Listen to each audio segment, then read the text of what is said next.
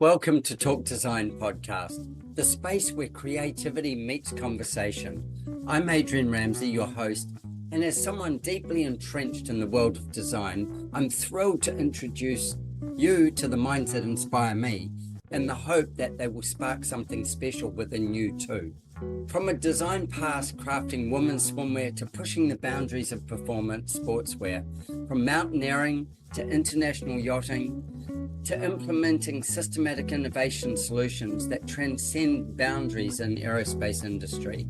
My heart remains rooted in architecture, and exploring the emotional tapestry woven by built spaces is my fascination. My journey in design has been what can only be described as a life of design. I want to thank you for lending me your ears. I'm eager to embark on this next episode together. And for those of you who prefer to watch and listen, you can catch this episode at YouTube. That's youtube.com/@TalkDesignPodcast. My guest on Talk Design today is Adriano Zumbo. Now, Adriano is better known as the Sweet Assassin. He is a pastry chef and sweet chef, an amazing inventor of desserts and beyond, and a TV personality. He's done a lot of shows and also a newly found tour guide as well, taking people on some amazing food experiences. We're going to have a big chat about his past, where he's going and what's happening, and how creatives see the world, because we want to talk design, and we're going to talk designs of desserts and designs of sweets and pastries and these amazing things that light up your taste buds. Adriano, welcome. Thanks a lot. Thanks for having me. It's fun to have an Adriano and an Adrian on the same podcast. It's a first for me. That's pretty cool. It is. Hey, so give us just a bit of a background on this kid that must have been like stealing lollies or something and decided that, or candies for you Americans, and decided that there was a future in it. What happened? How did you discover cooking, and how did you discover like the sweet side of things as well? Yeah, I think it was just like you said, stealing lollies. But like growing up my parents had a supermarket in a small country town in New South Wales, here in Australia. And yeah, just pretty much night and day, like waiting for them. If like in the morning I get a lift as they had to go and set up and open up. So you're just hanging around aisles filled with sweet treats and many other things. But like it's so you, as a young kid, you're just filling your skill bag when there's no one around. Some of those things and you like them, and you're like, oh, I want one of those. I want one of those. So when they're there, you kind of just get in the habit of taking it. And I just not lived off, but I just still ate proper meals. But I was a very fussy eater, so sweets became a big part of my life. I played a lot of sports. I was lucky I burned a lot of calories every day. So they were going in and out. It also gave me this sort of understanding over time of what went into sweets and how sweets reacted with the senses. And then when I got to the age of 15, which is what I was in year 10, and I was legal to finish my school certificate and then get if I had a job, I could get work leave to leave school. And so I did that. And that was fueled by just wanting change. I was just at that age. I wanted some change. I had my parents are not super strict Italian, but they were like a little bit strict. I was allowed to do a lot of things, but then I was still like a few things where I was having troubles with at that time, at being that age and wanting to have a little bit of freedom and not have curfews and all these things. And it all came together at that one stage. I got an apprenticeship in pastry, moved to Sydney, where my sister is like 12 years older than me. I was able to move in with her, and she was my second mum. And she looked like she helped me get my feet when I moved to Sydney and looked after me, driving me to work and stuff. I was only 15, so in the big smoke in Sydney, that was how I got into it. And it was, the start of something that I think once I was 6 months in, I just never looked back. I knew that I was in the right space. I really enjoyed it. I enjoyed how I felt. I wasn't very academic at school. Mm-hmm. So I had a lot of troubles at school not because I couldn't, it was because I couldn't apply myself to a lot of things, because I had trouble focusing or being interested.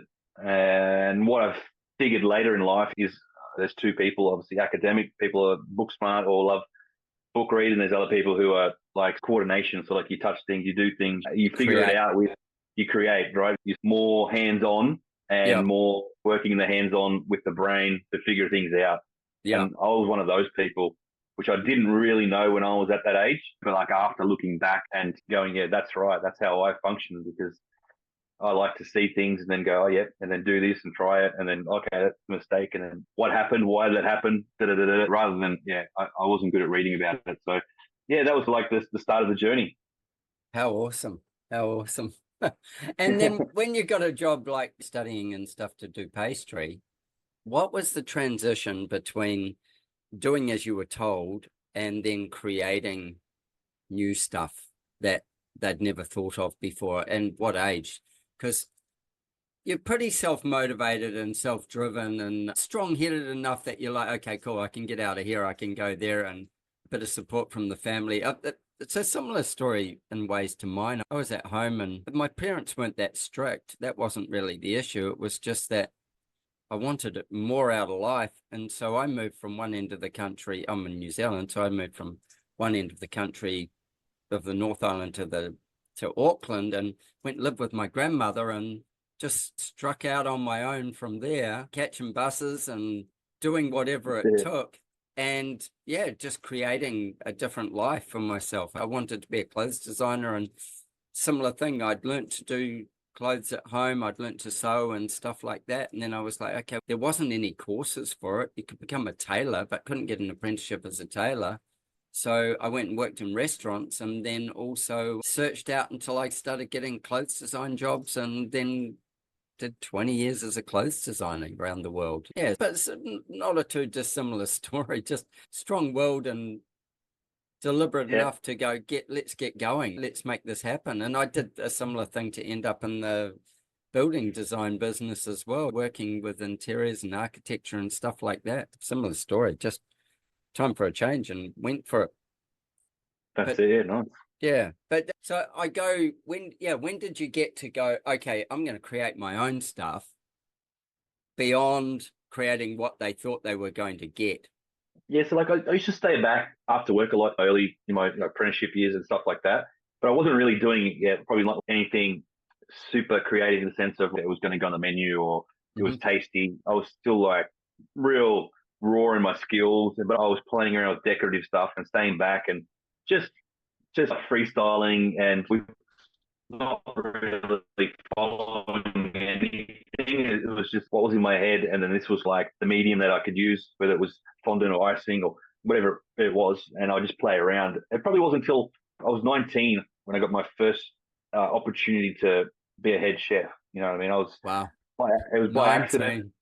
Yeah, it was by accident in a sense that at the time only a small team, and that my boss, the guy who was running the kitchen where I was at, it was a small French bakery, a sourdough bakery, but it also had a small pastry section, that's where I was working in. And yeah, the boss left, and I was just meant to cover for 2 weeks while they found someone, and then never found anyone. And I stayed there for 5.5 years. And from that moment, I was in charge of that section. At that point was the point where I started to learn a lot. I started to open up that sense of I had to sink or swim. Yeah, no so kidding.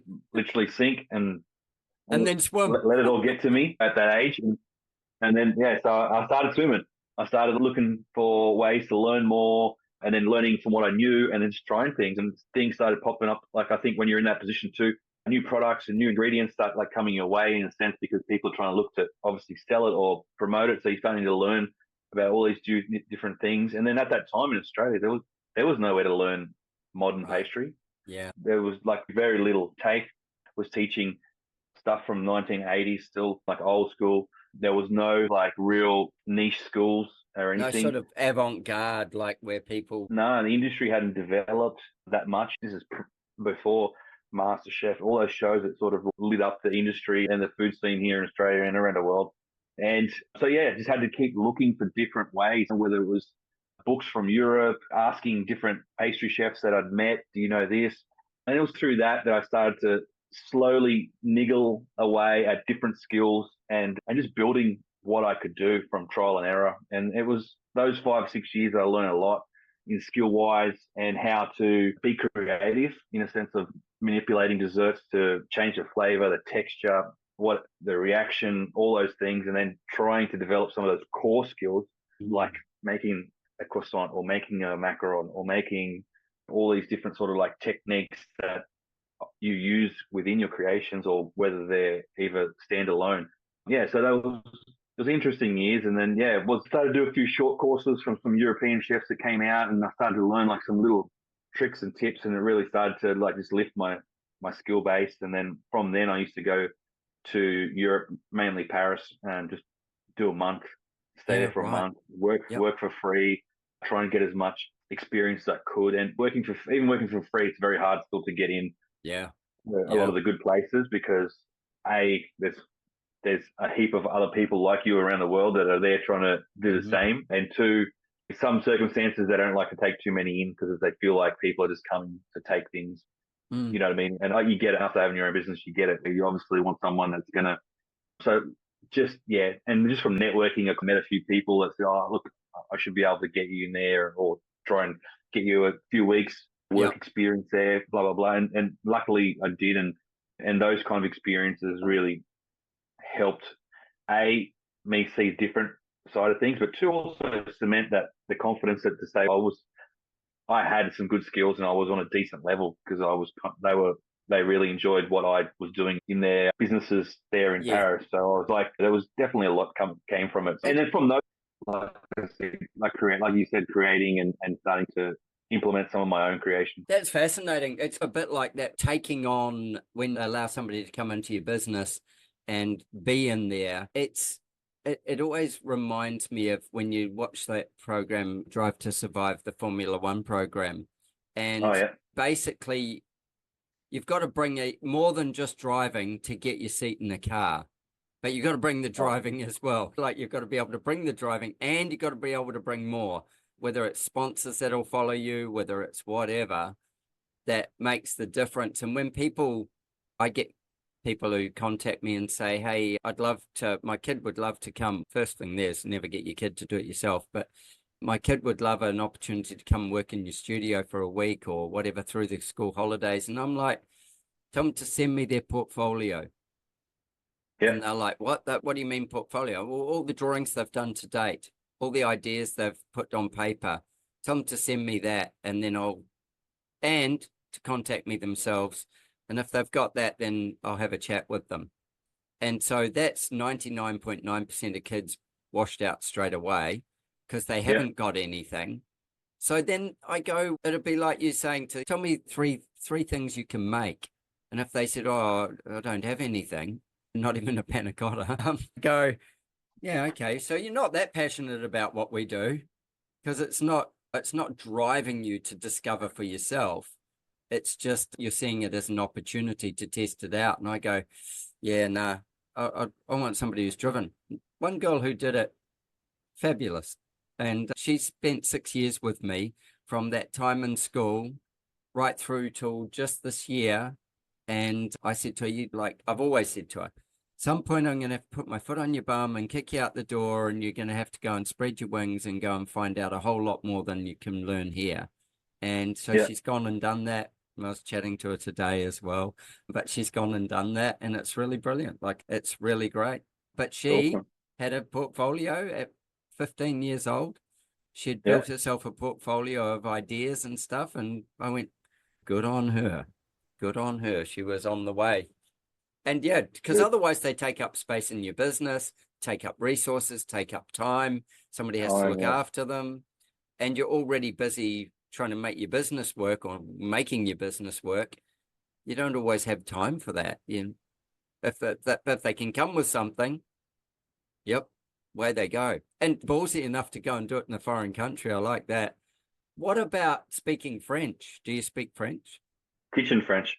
Kitchen French. Faster, harder, quicker. Exactly. Like just the basic terms, how to sieve, mix, fold, the common terminology for the ingredients. Yeah. So all those kind of levure, all those kind of different ingredients. I can get myself around the kitchen. We can communicate some sort of form. I understand what you're saying. And then it could be a little bit of broken English from them. It could, there was enough make the day's processes work. So that was, That's awesome. What about socially? I wouldn't be doing anything. Yeah, socially, I wouldn't be able to do anything. Yeah, no, I get that. Yeah, exactly. What about Italian? Similar, but understand a lot more. Like I spoke fluent Italian when I was young before I went to school. And then because I went to school in a country town, there was not really any multiculturalism out there. You were the multiculture. I was the multiculture, yeah, with a few other token sort of different races that had one family that were situated out there. And yeah, so like at home you spoke with your family, and slowly you lose that when you go to school, because at school you don't speak anything with anybody. And being that young kid, you start to get embarrassed because no one else understands what everyone's going, what's that weird, why are they talking in some weird words and language? You know, when my mates used to come over home, because my parents keep talking to me in Italian, and then I'd just block it out. I'd just be like, oh, I don't know what they're saying. Yeah. You know, and I'd walk away or just leave it, you know what I mean? And then over time, you lose it. But you always remember the understanding of it. So if I go back to Italy, or someone speaks Italian to me here, I understand pretty much all of it. A few little things I might be a little bit out of range with, but then it's just the speaking. Like I can speak to a point, and then I'm just like, I need to go back, be in Italy and be immersed in it probably for about 6 months to pick all that back up. To get back to full speed. To get back to full speed. But rallies, even like here, I don't speak it really on the coast or anything anymore. But I haven't, even when I lived in Sydney, like I didn't pick it back up because I didn't hang out with that many Italians, but I'd already lost it. So it was already, one of those things. Yeah, that's interesting. Really interesting. But as you say, you can still do kitchen Italian.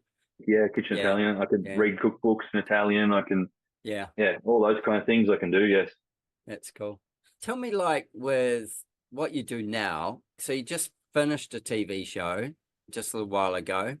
Actually, tell me about the TV career. Like, how do you go from being this kid who's managing a section of a kitchen to being a TV personality, cooking on TV, teaching other people, judging, all those kinds of things? Tell me about that journey. Yeah, look, just how I think it's opportunity pops up here and there throughout life, and I was just there. It's a mixture of everything. You can say it's just luck, right? But I think it's being in the right place at the right time, networking to meet the right people, and having an interest, a bit of determination, and a little bit of curiosity, and all those things mixed together over time can put you in people's heads. And I was very lucky that I was at the start of creation of an industry here in Australia. There was bakeries, there was pastry shops, not very many. Quality was very low, and the things were a lot different to what I was interested in making and what I, throughout my younger days of my career, and that drove me to be a little bit different than the main part of the industry was doing. I created a little niche at that time because there wasn't much around. So I was lucky. People talked about it. It got into a lot of media. And from that, when food TV sort of started, like you were out there. You were like something different. You were doing stuff that was wacky, that was more technical than your average thing. So when they're looking for something, and my first opportunity I did a few shows before that just as a guest, Koshi's Business Builders and all these little things you do around the gates. But MasterChef was my opportunity into the larger to show world. off. Yeah, so it was like series 1, they were still playing around with stuff. MasterChef wasn't popular. They were playing around with a heap of different things, trying to get the show like really steaming and pumping and getting more viewers. And they came to me originally. They called the shop, and it wasn't me. And then the shop called me and said, "Oh, someone from Channel 10 wants a croquembouche. Can you call them back?" And I just thought, "Oh yeah, someone in the office is having a party or a birthday, wants us to do croquembouche."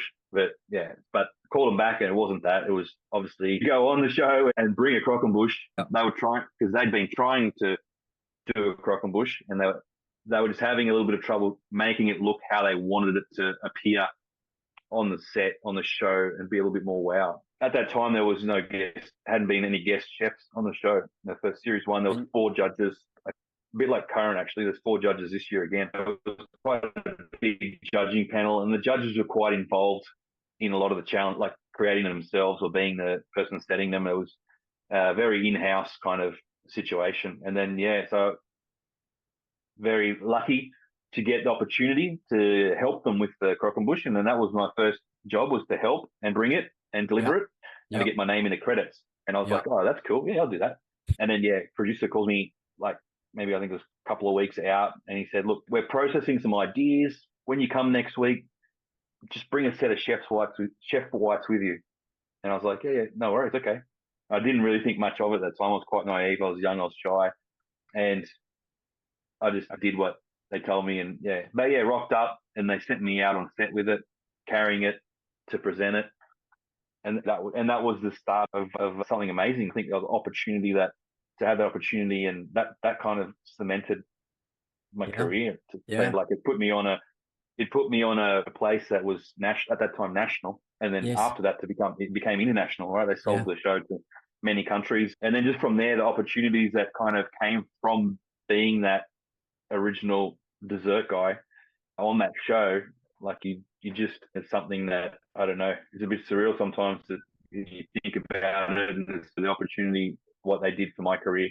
That's something that'll always be close to me, close to my heart, whether I do the show or not. It's just, like I got for that definitely that team in the early days that gave me those opportunities, and even still today, it was a great thing. And then from then, look, over time, you got my own show for a few seasons, and I've done a show in the US for a few seasons, and bits and pieces in between, going on different shows. It definitely has built.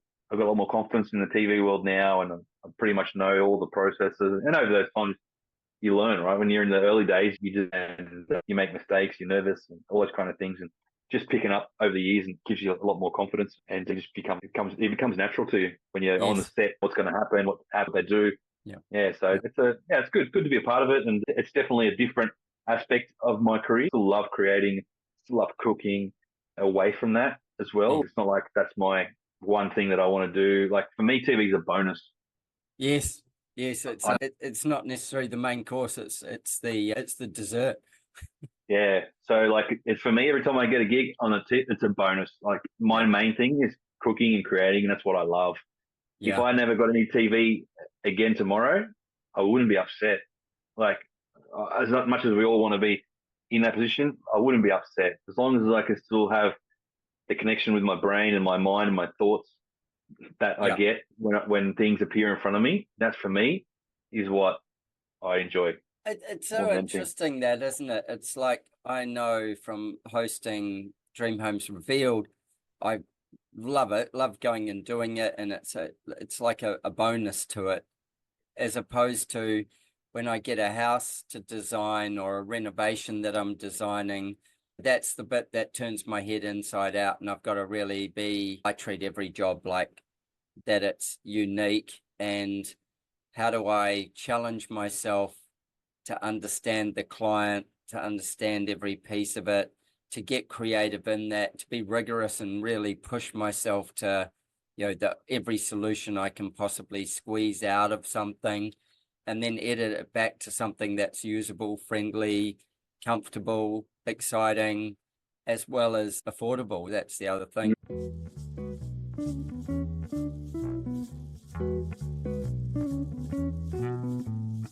I'd like to thank Stetson Hats Australia for providing my amazing collection of open road Stetson hats. Since 1865, John B. Stetson has been crafting legendary headwear, adorning the heads of Western icons like Annie Oakley and George Custer. The open road hat debuted in 1937, beloved by artists, outlaws, presidents alike. Its timeless style fits the setting from city streets to open plains. Whether in the cab of a truck or my trusty Mini Cooper, the open road is all style. If you think hats aren't for you, you just haven't found the right one yet. Discover yours at stetsonaustralia.com or stetson.com if you're in the USA. Thanks, Stetson, for your support. Please share your Stetson moment by emailing me your photo to talkdesign@gmail.com. Let's celebrate the timeless allure of Stetson together.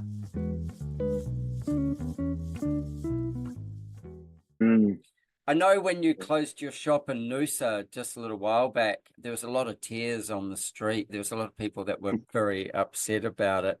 Tell me what you did after closing the store, and what you've been up to. And I know you've got a baby in all that mix as well. So look, it was a hard decision to close the store.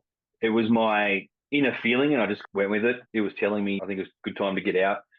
Being the economy, one, two, having a baby, as you said, my wife was running the front of the store. And so I looked at it, all those things. And we're only a small team, me, an apprentice, my wife, and another lady who helped out a few days a week. And I just kind of put myself in the mix of, okay, now I've got to run all this and try and have another career outside of this, doing other things, other gigs and opportunities. And I just went, like, I wasn't enjoying the grind at the time. I love cooking and stuff. And I knew, like, I was 20 months into it. And I just had the feeling I hadn't grown it enough in those 20 months that I should have, that it should have been for me to go, I'm going to keep pushing this business. Yes. And so I made that decision from my experience in the past that it was time just to call it a day. And I was very lucky. Someone took over my lease and all those kind of things fell in place. It was the right thing. It was the right thing. And I've chosen a career in freelancing and consulting and giving that a go. And so, I do bits and pieces now. And you took off and did more TV as well, didn't you? After closing as TV. well. Yeah. I've been on MasterChef a few times, Ready Steady Cook, a few bits and bobs around the place. Nothing major, but it's still good to have some sort of connection to it. And you never know, one day a bigger opportunity might arise. You never know where it will take you. You never know. That's what TV is. You never know. Yes. And when you say it might arise, one will arise, multiple will arise. It's which one you take out of those and where that journeys you to. Well, you create, and so you go. Oh, sorry. I was going to say, how did you get the name The Sweet Assassin? I got the name The Sweet Assassin from MasterChef. Yeah, Matt Preston. Yep. Was obviously one of the original judges, and every time I'd go in the kitchen, he'd have a name.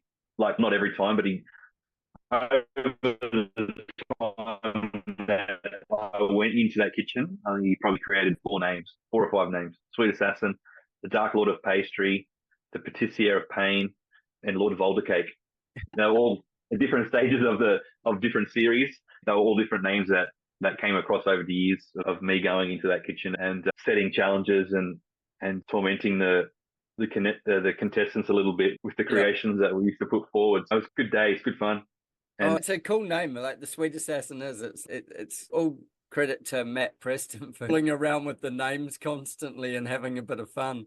So I latched onto that one and I went with it. I liked it. That was the one that came up the most after, and I went with it. I really enjoyed it. I thought it was something that was unique, and I feel like at the time it suited what we were doing. Undoubtedly it did, and certainly I think it gave the public, Adriano Zumbo is also an unusual name, but it gave them something that they could really tie on to and be like, the Sweet Assassin. They could step into that avatar themselves when they were cooking in the kitchen and all those things as well. I think so I've got some questions around things like, I'm going to pop these in at different points, but your favorite pastry, whether you make it or somebody else makes it, what is your favorite pastry? If there was only going to be one that you were going to eat, what would it be? Pastry, like croissant sort of pastry, right? Well, you go with it, whatever you say, or anything. Because the next question gets a little trickier. Go for it. All right. Look, I'd say something with custard or chocolate in it. If I would lean towards favorite, I would probably say like Portuguese custard tarts. Oh, yeah. Or I'd probably say another good pastry I like is good Paris Bresse. I like the hazelnut. So the choux pastry with a beautiful hazelnut cream and hazelnut praline. I like to eat, like, if I'm picking and eating, I like simple things. If it's not a professional thing, that I'm somewhere and I'm tasting things for a new experience, then if it's just me in my comfort zone, they're the sort of things I'll go for. I'll go for those simple, really well made, really classic, deep flavors and when they're done well, you just can't beat them. It's amazing. So that's the sort of direction I would go for myself. Yeah. And doing in those two pastries, what's the difference between making an okay one and making an absolutely mind-blowing, orgasmic one? What's the difference? Is it in the flour? Is it in the butter? Is it in the prep? In the process. It's in the prep, in the process.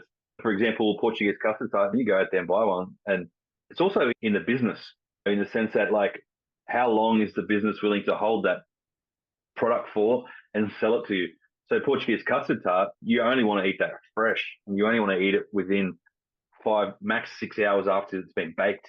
Right. After that, the moisture of the custard starts to seep into the pastry. The pastry gets a little bit chewy and soft and soggy, and you lose that flakiness.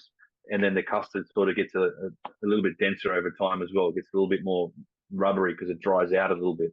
That's one key thing, is probably that. 2 is ingredients, using good ingredients. And 3 is good recipe, is in a sense that it's been balanced properly. The recipe needs to be balanced. So not too much sugar, not too much fat. Everything's got to be connected, that it's a nice eat, that you eat it and go, oh, I want another one, in a sense. And then I think, for example, in the Paris Brest is technique. Like it's very key that so in Paris Brest, it's a choux pastry. So you really need to get that technique nailed to give yourself a beautiful pastry that's slightly crisp, but the inside is nice and hollow, not too eggy. And then you can able to fill it with a beautiful hazelnut cream and hazelnut praline. That if somebody's making a really good one, most of the time they'll make that praline themselves. But you can buy it out of a bucket. It's not awful out of a bucket. It's not too bad. But when you just get that one that's been made yourself, and they take the caramel to the edge, and you get a little more of that bitterness and that sort of bit of sweet edge. That slight, yeah, it's got that nice edge, and you can really taste it. And for me, they're like the little things that you notice in good places, that they just, that little bit of extra effort that they take to make a good product.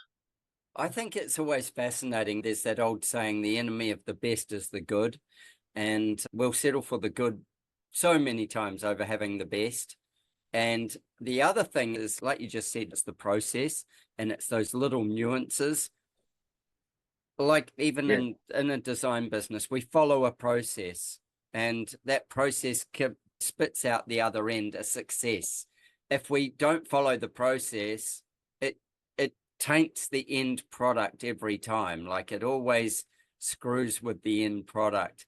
And I think with baking especially, it's all done in a short period of time. There isn't a whole lot of time to screw with the process.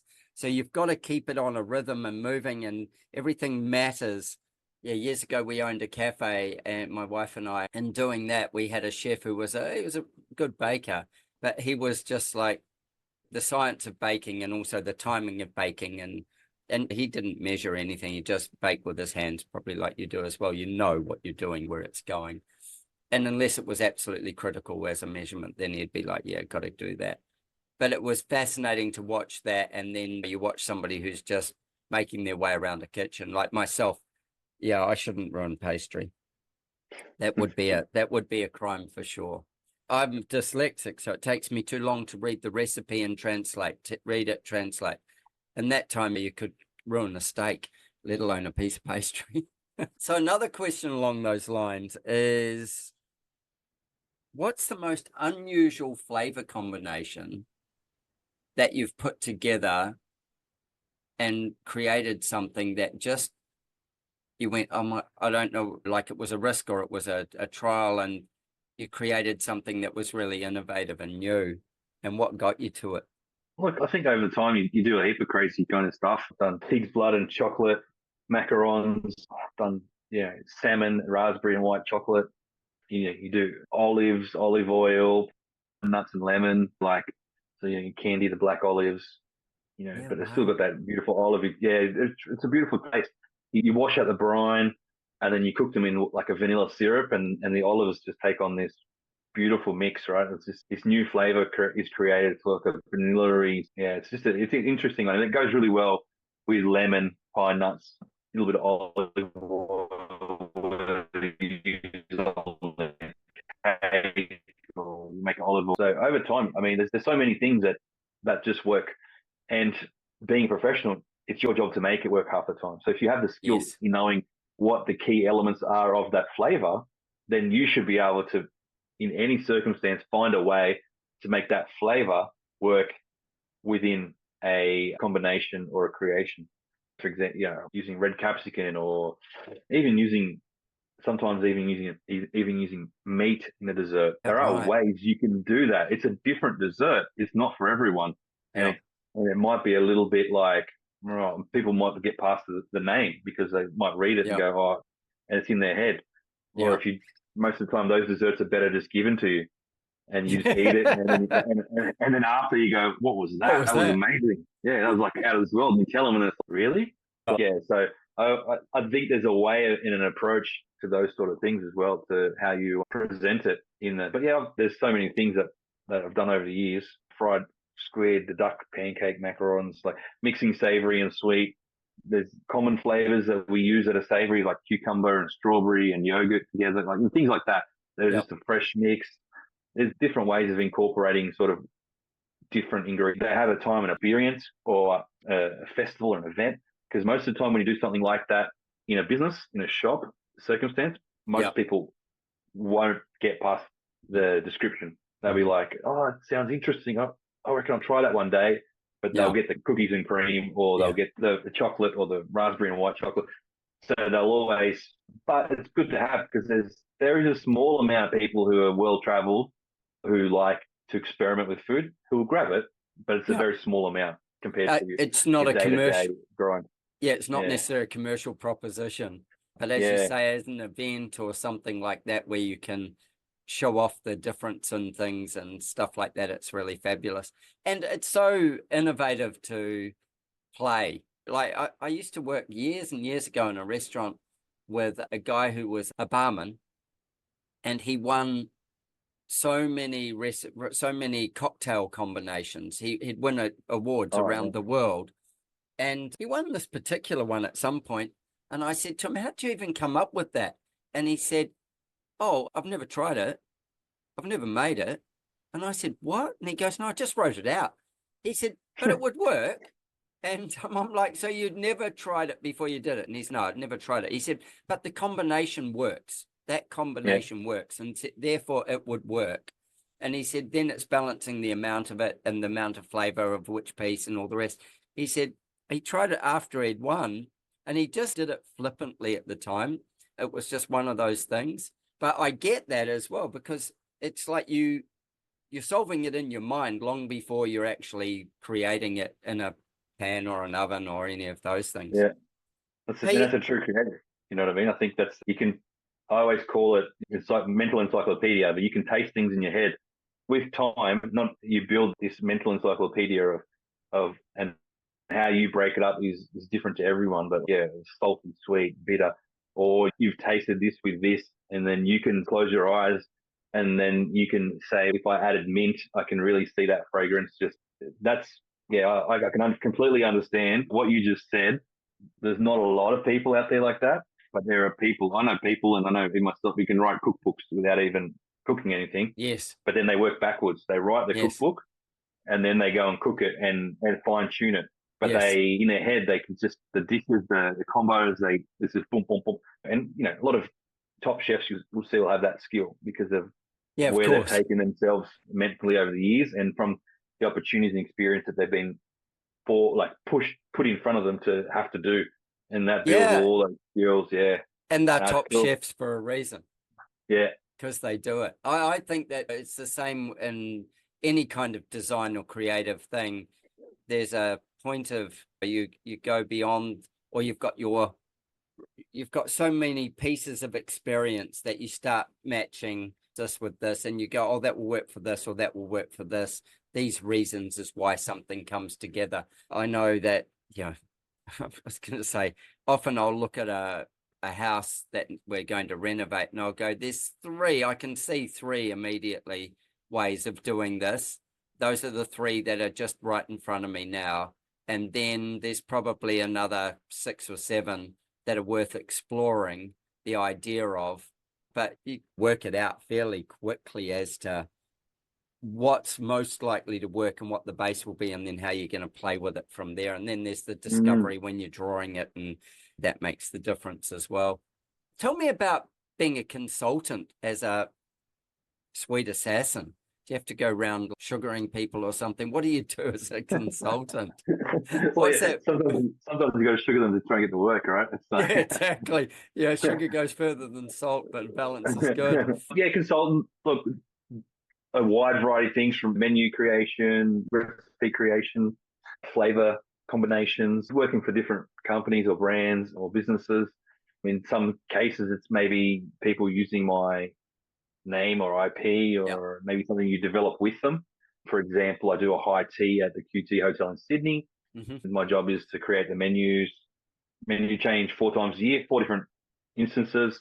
I go there and use my skill and then obviously using their skill as well as the team that they have on board. I train them and they operate it every weekend in the sense I have my name's on the menu and I like things like that's a different sort of to in behind the scenes and just creating something for someone, or there might be an issue or a product that someone wants to develop that they might not know how to do or want somebody to put some time into to help come to life. So it's all different sort of circumstances, classes, teaching, festivals, like all those kind of things.